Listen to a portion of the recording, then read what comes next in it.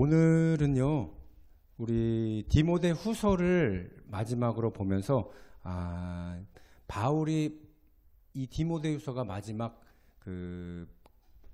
썼던 유언과 같은 것이에요. 그래서, 오늘 제목을 제가 바울의 유언이라고 이렇게 지어봤습니다.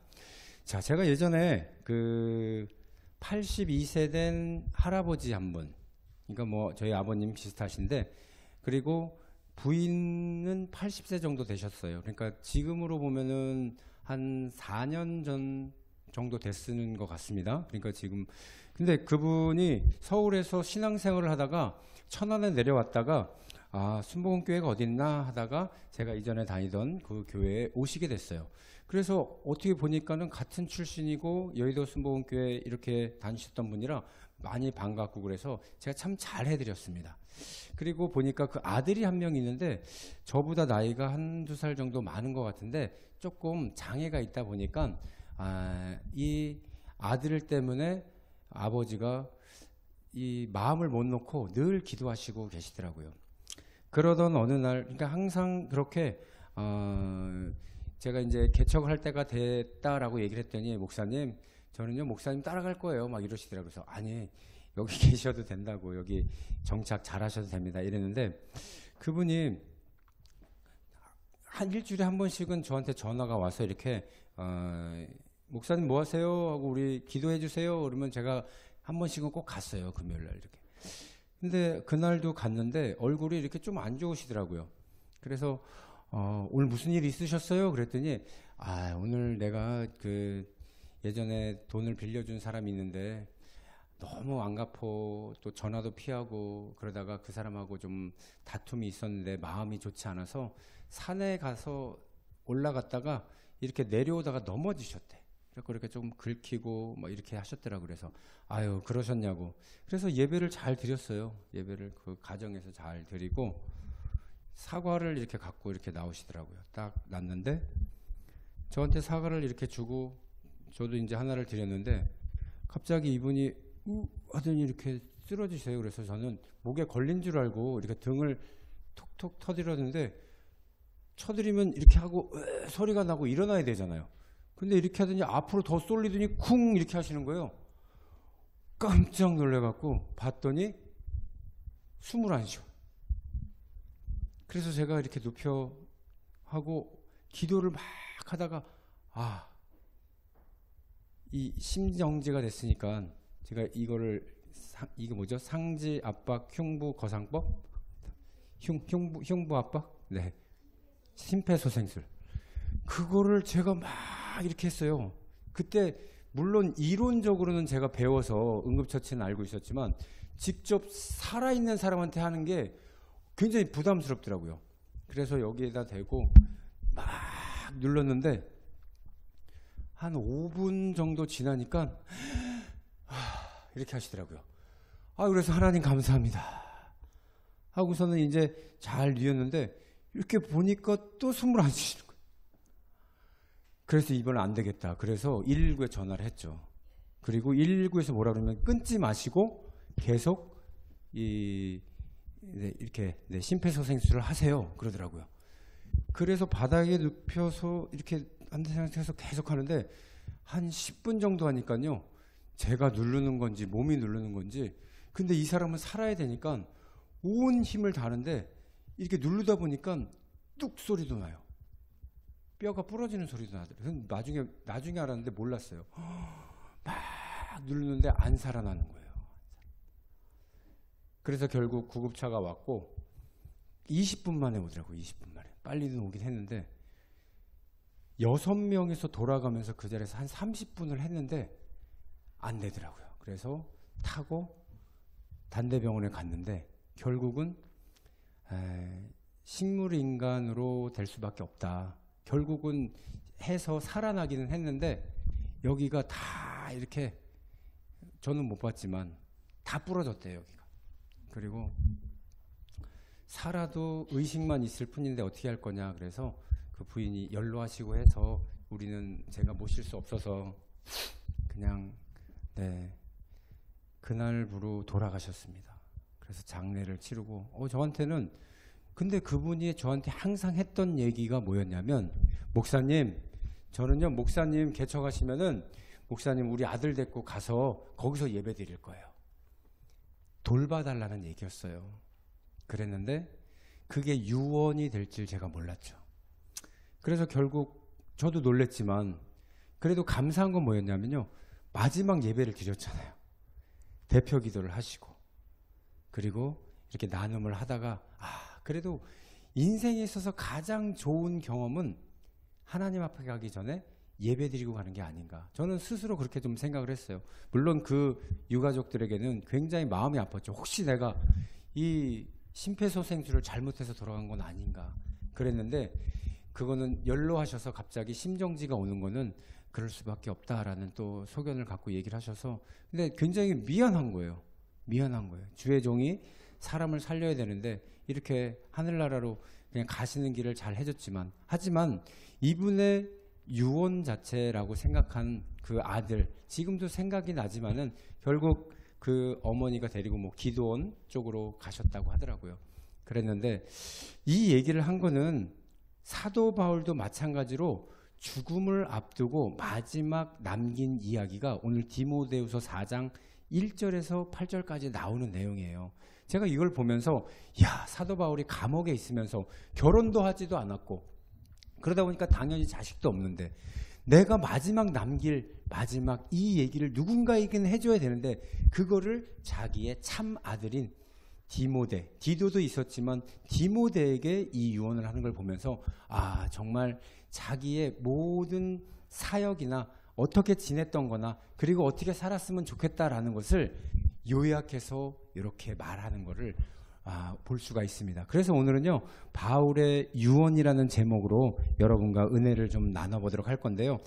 자, 배경을 보면요, 바울은 4차 정도 할 때 이렇게 로마로 끌려가게 되면서 풀려나요, 거기서 나중에는. 그래서 1, 2년 동안에 자기가 사역했던 그 지역, 뭐 에베소 지역이나 뭐 고린도 지역이나 뭐 이런 곳을 순회하고 다니면서 있었던 곳을 보고 한 1년에서 2년 사이로 봅니다. 그렇게 하고 다시 잡히게 되는데 왜 잡혔을까 봤더니 당시에 로마의 통치자는 네로 황제였는데, 네로가 대화재를 일으킨 주범임에도 불구하고 그 14개의 도시 되는 중에서 4개 지역이 기독교인들이 사는 데만 불이 안 난 거예요. 그러니까 이거는 방화범은 그리스도인들이다, 이렇게 하고서는 마녀사냥에 한 거죠. 그 주동자를 누구를 손꼽았느냐, 바로 죄인 중에 괴수라고 스스로 말했던 바울을 지목해서 네가 가장 복음을 많이 전하는 사람 아니냐. 그래서 다시 감옥에 갇히게 되는 경우가 생긴 겁니다. 그래서 참 재밌는 거는 교수형에 처하게 되는 게 한 66년에서 67년으로 봐요, AD. 근데 예수님이 돌아가시고 딱 2배의 세월이 흘렀죠. 33년 반 정도 지났는데 67년 정도의 바울이 자기의 생을 다하고 그렇게 죽는 모습을 보면서 로마 통치 아래서 참 바울도 예수님과 같은 순환을 많이 겪었구나, 그런 것을 봤습니다. 그런데 이제 참 아들로 불렀던 디모데에게 자신의 인생에 대해서 또 신앙에 대해서 3가지로 요약을 해서 유언을 남겼는데, 그 첫 번째가 뭐냐면은 때를 어떤지 못 어떤지 복음을 좀 전해라, 이렇게 얘기하고 있습니다. 오늘 4장 2절을 한번 같이 읽어보도록 하겠습니다. 4장 2절이요. 고린도 후서 4장 2절. 큰 소리로 한번 읽어보도록 하겠습니다. 시작.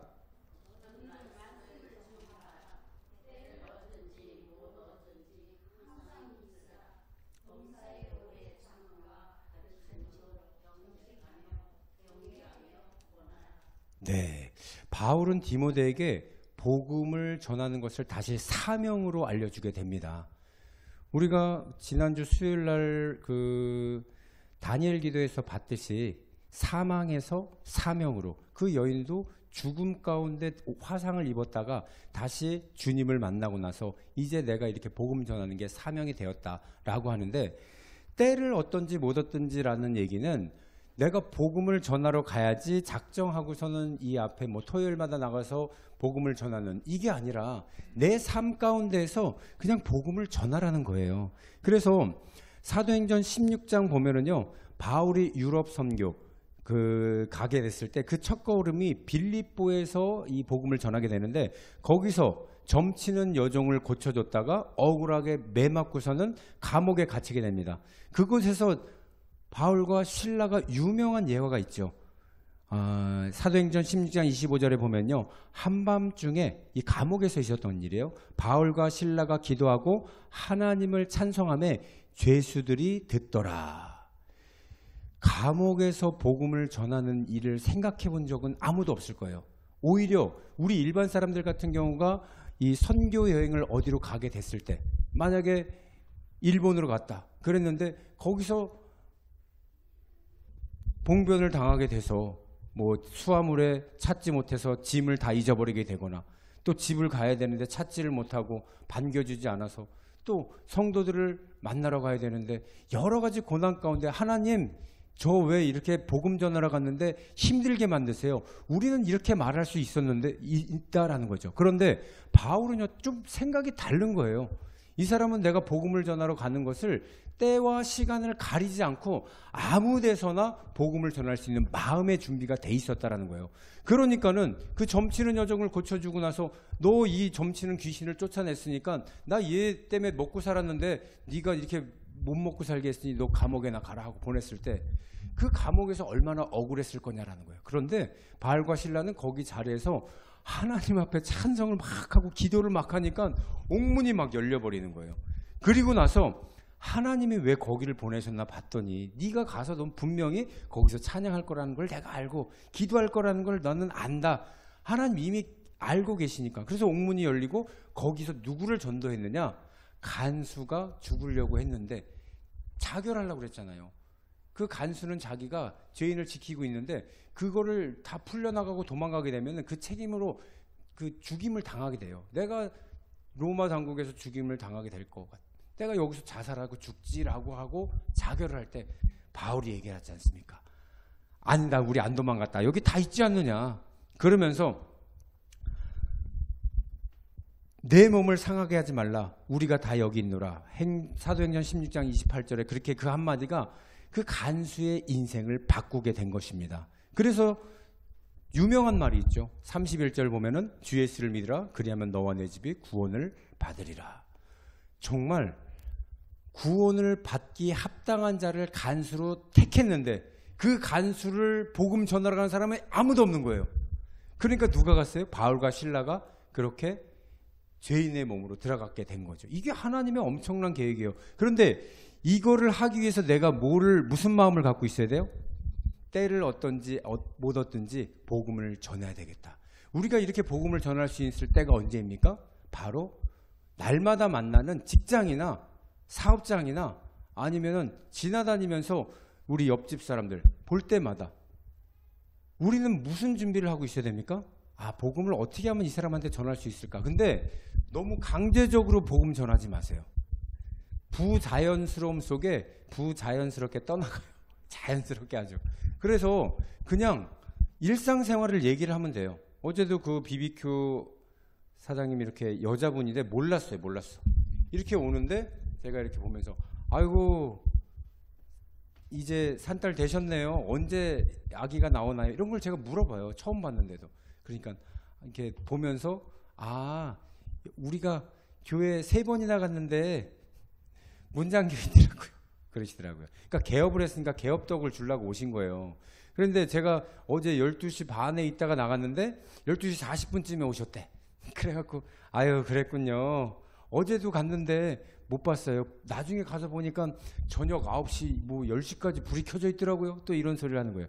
그러니까 우리는 모르지만 거기는 우리를 계속 주시하고서 보고 있었다라는 얘기잖아요. 그러니까 우리가 이웃이니까 이 사람한테 예수님 믿으세요? 천국 갑니다. 이거보다는 안부를 먼저 물어보는 거. 그 다음에 아이고 어떻게 지내세요? 그리고 아기의 성별은 뭐예요? 이렇게 물어보니까 자연스럽게 얘기가 되면서 우리 애들이 또 2명이 오더라고요. 막 뛰어와요. 그래서 현우야 솜사탕 하나 해줘 그랬더니 막 아빠가 해줘요. 그래갖고 제가 해갖고 주면서 4살짜리 아이가 그냥 들고 다니고 8살짜리한테 물어봤더니 지하서 알아? 그랬더니 네.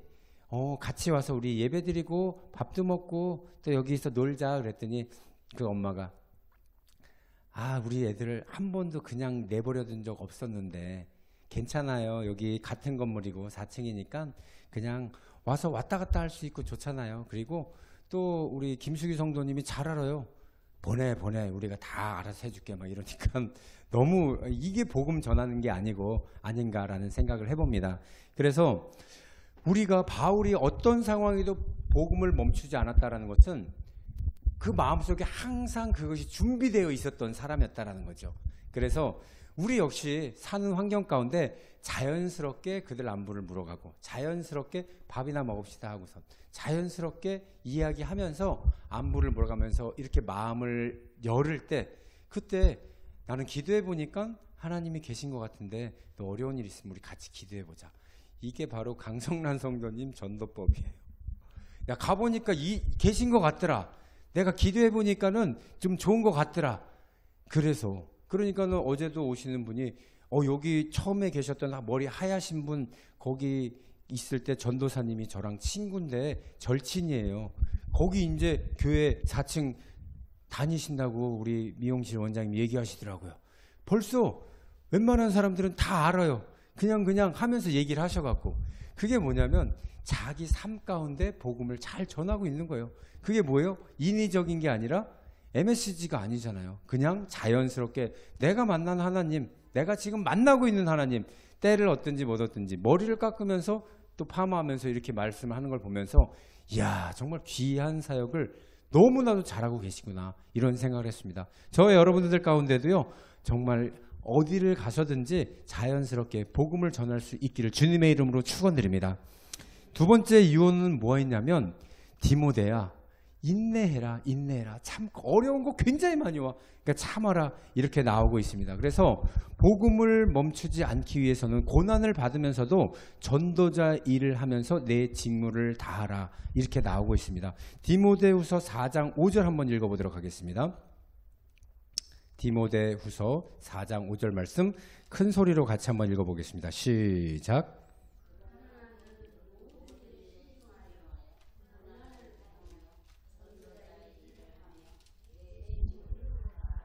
네, 아멘. 지금 바울은요 복음 사역엔 반드시 뭐가 따른대요? 고난이라는 게 따른대요. 어떤 위인도 보면요 고난 가운데 있어야 네가 만들어진다 뭐 이런 이야기를 하신 분들도 있는데 고난이라는 게 어떻게 보면은 우리를 만들어가는 일이에요. 만들어가는 일. 그래서 저는 허들을 보면 점점 약한 거, 좀 더 높은 거 이렇게 뛰는 사람들도 봤고 아이들도 보면은요 걷는 거부터 바로 안 하잖아요. 기는 거부터 하다가 점점 올라간. 근데 무릎도 다치고 뒤로도 넘어지고 뭐 쿵쿵 대지만 열심히 뛰어다니는 아이들을 보면서 그게 뭐냐 넘어지는 고난이 두렵지 않으니까 이들은 다른 게 더 있다라는 생각을 가니까 막 뛰어다니는 거예요. 현서랑 현우도 보면요 아까도 이 지아가 물어보는데 오빠가는요 옛날에 자전거 타면서 넘어진 적 많죠? 많어. 우리 아빠도요 여기 이렇게 다쳤어요. 그 얘기 하려고 다친 얘기를 하려고 오빠들 이런 거 있냐 물어보는데 자전거를 타면서 넘어지는 거 두려우면은 그게 고난이라고 생각하면 어떻게 타겠어요? 근데 타면서 바람을 휘잉휘잉 가르면서 막 전진하는 걸 보면은 그러면 그 자전거에 대한 묘미가 있고 커브 틀 때 이런 묘미가 있고 그러다가 또 오토바이도 막 타잖아요. 강아지들 보면은 왜 창문에 이렇게 돼요? 바람에 입 벌리는 게 좋은가 봐요.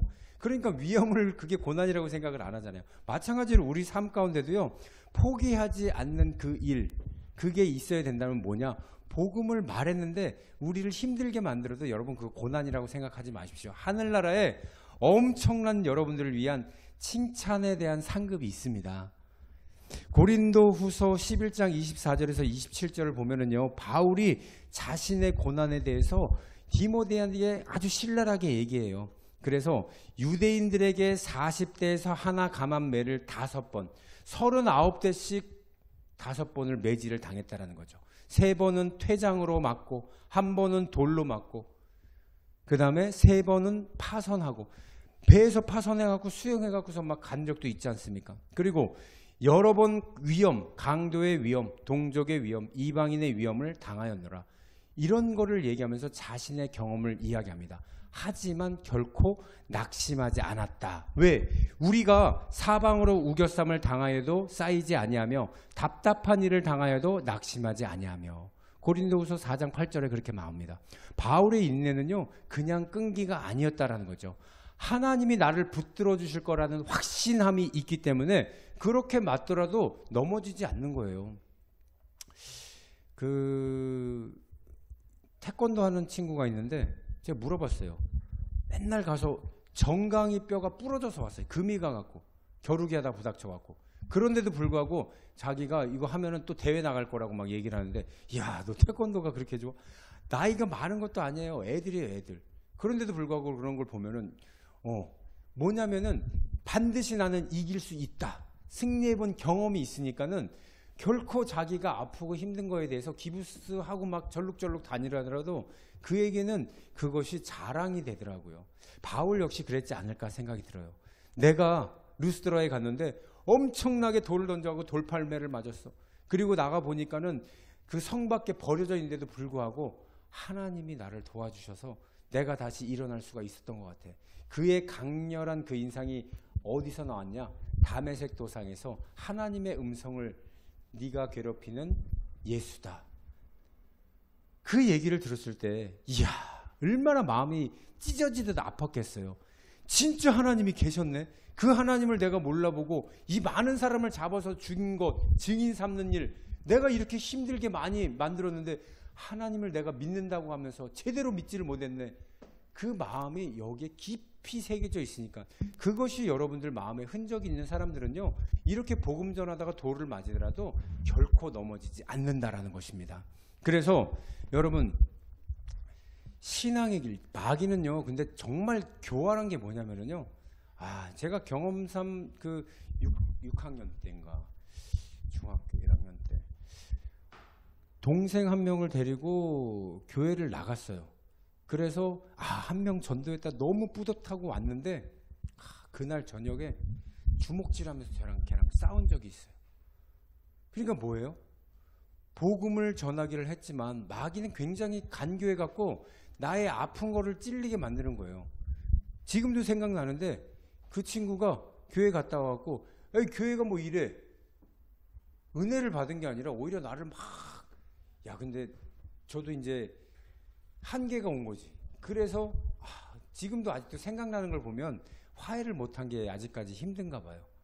그 어렸을 때 그 아이를 전도하게도 갔는데 결국 그 아이랑 그렇게 싸웠으니 제 마음이 얼마나 힘들었나 이런 생각도 있는데, 맞았어야 되는데 열심히 그냥 같이 싸웠으니 이겼다고 또 좋아하고 말이야.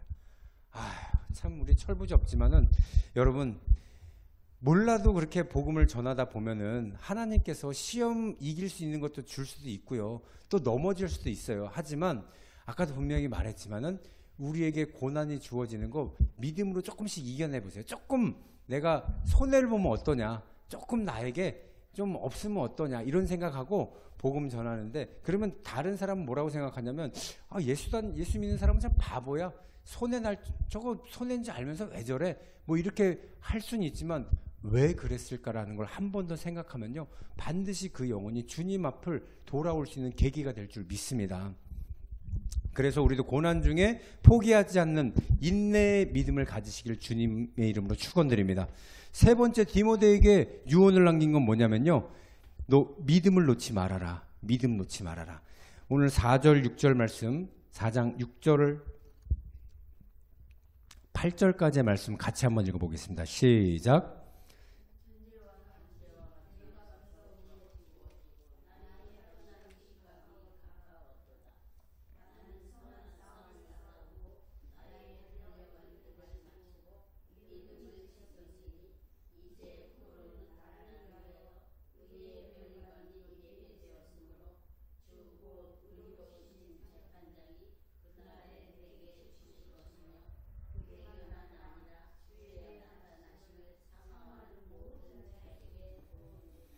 네, 아멘. 제가 이걸 보면서요, 눈물이 나더라고요. 바울이 이게 마지막 유언이었어요. 전제와 같이 내가 벌써 부어지고 나의 떠날 시각이 가까웠도다. 바울은 아마 디모데를 굉장히 기다렸을 거예요. 사랑하는 참 아들 보고 싶구나. 이따 보면은 추우니까는 옷도 가져오라고 그러고, 근데 내가 갈 시간이 가까워져, 내가 죽을 시간이 가까워졌다는 걸 아는 사람이 몇 명이나 될까요? 요번에도 보니까는 어디 울산인가요? 거기서 그 뭐 큰 뭐 이게 무너져 갖고 거기서 그 72시간 동안 건져야 되는데 그 골든타임 놓쳐 갖고 죽은 사람들 나타나게 되는 것도 보고, 또 일본 사람이 우리나라에 이 모녀가 여행을 왔다가 음주운전 때문에 쿵 박아갖고 엄마가 돌아가시고 딸만 남는 이런 사건도 보는데, 과연 그들이 죽을 날을 알았을 거냐라는 거예요. 오늘 바울은 제가 보니까요, 아, 내가 이제 얼마 안 남았구나. 근데 여러분들도 제가 간혹 그런 얘기를 막 들어요. 아이, 작년 같지가 않아요. 몸이 예전 같지가 않아요. 벌써 조금씩 쇠퇴지고 있다라는 얘기잖아요. 그런 걸 보면서 느낌이라는 게 사람 그 육감이잖아요. 어제까지만 해도 달리기를 잘하고 뭘 하다 했는데 이제 무릎이 안 좋아갖고 무릎 때문에 막 이렇게, 그런 걸 보면서 저도 마찬가지예요. 진짜 제가 그 애들 앞에서 그 이소룡 이렇게 하는 거를 보면서, 야, 이런 거는 주먹으로 할 때 이렇게 탁 끊어서 치면은 이 정권 찌르기는 이렇게 하는 거야 하고서는 오랜만에 이렇게 딱 했는데 여기가 지금 금간 것 같이 너무 아픈 거예요. 마음은 청춘인데, 그쵸? 몸은 옛날 같지가 않다니까요. 이렇게 좀 부서져야 되고 또 성공해야 되고 그러는데, 그런데 내 몸이 부서지는지를 모르고, 그쵸? 마음만 청춘이야. 80이 넘어도 마음이 청춘이라고 그러잖아요. 그래서 제가 여기 붕대로 한참 갖고 다니다가 좀 이제 괜찮아졌는데, 이제, 예, 그런 거예요. 그런데, 자, 믿음을 놓지 말라는 것은 뭐냐면은, 우리 뜨거울 때 받았던 그 청춘과 같은 믿음 있죠? 그거를 식지 않도록 계속 갖고 가는 게 좋은 거예요. 그래서 계속 도전을 하는 건데, 우리가 나이가 먹었다고 해서 믿음이 낮아지는 게 아니잖아요. 나는 우리 정성래 성도님 그 누님, 그죠? 언니. 성함이? 성심. 아니, 그 암이 투병 중인데도, 아픈데도 불구하고 하루에 아침에 나가갖고 저녁까지 복음 전하고 6시까지 노방전도해야 한다면서요. 그렇죠. 끝나면 바로 교회를 가시고. 네. 그러니까 와서 며칠 동안 우리 집에 와라 그랬는데 3일 내내 복음 전하고 오셨다며. 참. 그렇죠. 저는 그거 보면서 느낀 게 뭐냐면은, 내가 암에 걸려서 언젠가는 죽을 인생이지만 여기에 내가 약해지지 않겠다. 그 믿음 가지고 살아가는 거, 하나님 앞에 끝까지 내가 쓰임을 받고 이 뜨거운 마음을 놓치지 않겠다.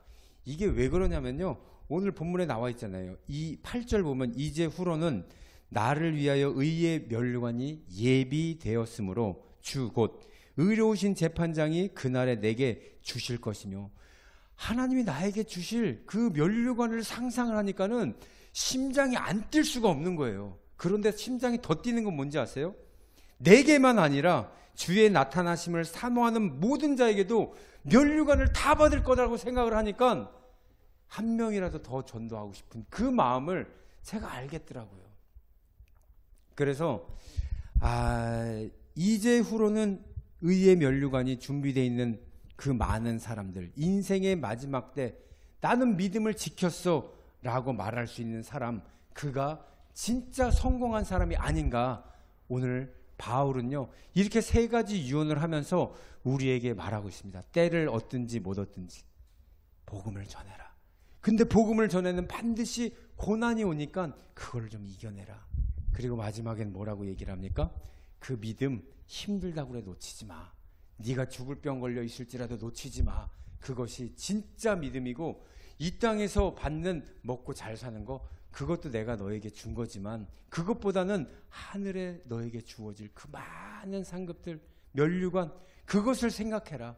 우리 믿는 사람들에게 하나님이 주시는 가장 큰 포상이 그거 같습니다.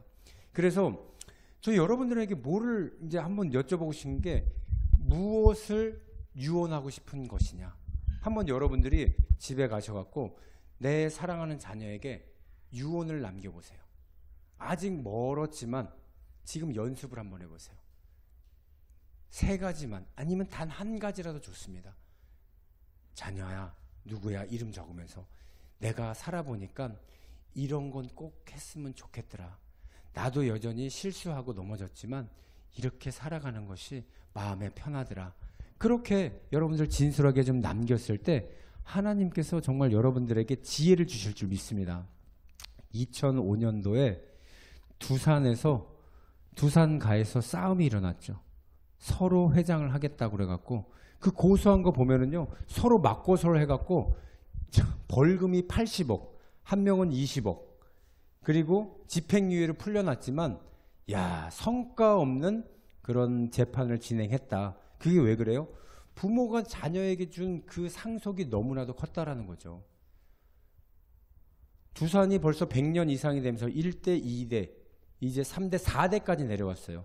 그래서 그 마다들한테 손자까지 승계가 돼서 왔지만 그 중간에 있었던 그 세력들이 엄청나게 소송을 하면서 결국 한동안 돈 많은 사람들은 빨리 유산을 잘 배분해 갖고 싸움 없게 만들어야 돼. 이런 교훈을 남기지 않았습니까? 그런데 백악관을 기도실로 만든 링컨의 책을 보면은요, 그의 어머니가 남긴 거는 성경책 하나밖에 없더라고요.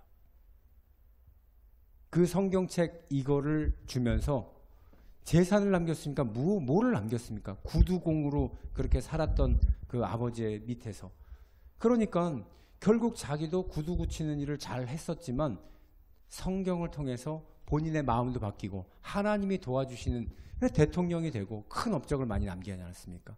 여러분, 자녀들한테 남겨야 될 게 돈이 아니에요. 돈을 버는 방법, 물고기를 낚시하는 방법, 이런 거를 알려줘야 되는 거예요. 인생을 살아가는 방법, 그것이 진짜 저와 여러분들의 유언이 되시기를 주님의 이름으로 축원드립니다. 기도하겠습니다.